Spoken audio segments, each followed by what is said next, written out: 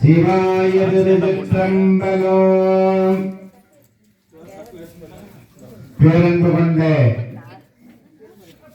நவமால் காப்பே சமீபம் பங்கூர்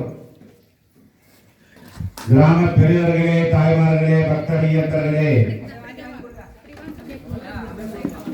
சிவநேச செல்வங்களே, அனைத்து